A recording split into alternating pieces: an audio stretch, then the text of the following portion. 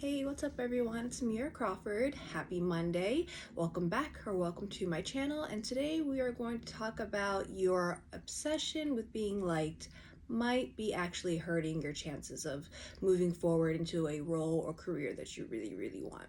Now, what do I mean by being liked? It's natural for us to want to be seen by others as, competent, strong, knowledgeable, things of that nature. However, we're all not the same person and we're all not cut from the same cloth. And I certainly have experienced this in different roles where I almost had a lot of imposter, feelings because I was not, extroverted. I'm not an extroverted person.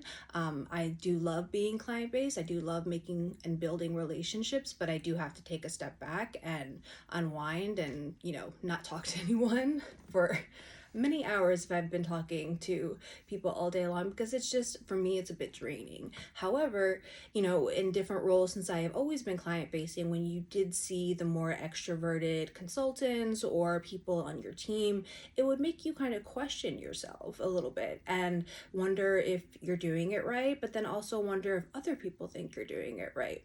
Now, here's the difference. There's a concern around, am I doing what I need to do for this role? Am I able to accomplish my goals? That's one thing.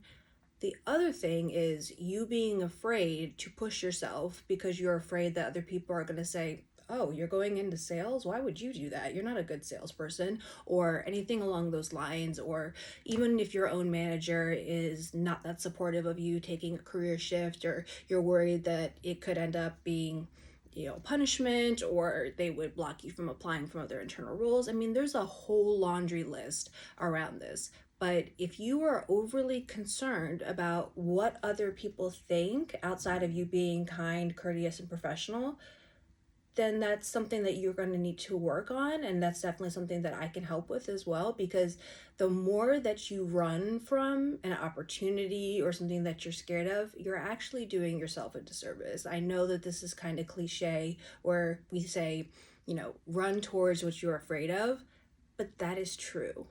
It is so true, because usually the biggest risk is the one you're the most afraid of. And I've certainly taken some huge risks in the last few years. Some worked out, some didn't. That's not an indicative of me as a person. It is indicative of the process. It's all about how many times you get back up and keep going. And other people may judge you or wonder why this is so hard for you, or wonder why things just aren't sticking. It doesn't matter. It doesn't matter, because at the end of the day, one thing I will share is, I think generally people think that other people think about them more than they do. They don't. Like, think about all the people you think about in your day. You're probably not thinking about your coworker down the line, and how he's doing things and all of that, and what's going on in his life, and does he like you or does he not like you, or should you try to be more engaged with this person or not? That you're overthinking, and when you overthink, you give yourself paralysis.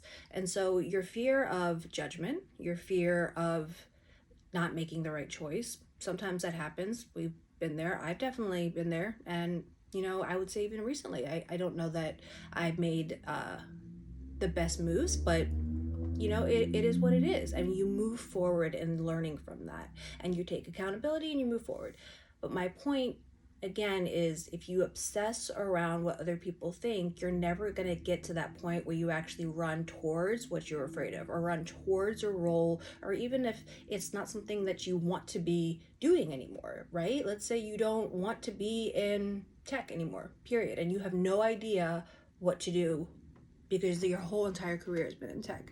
That's okay. People make career shifts all the time. And just because you say, hey, I don't think this is where I want to be anymore, that's okay. And a lot of people may come back and say, yeah, but you have all this experience, you might as well just stick it out.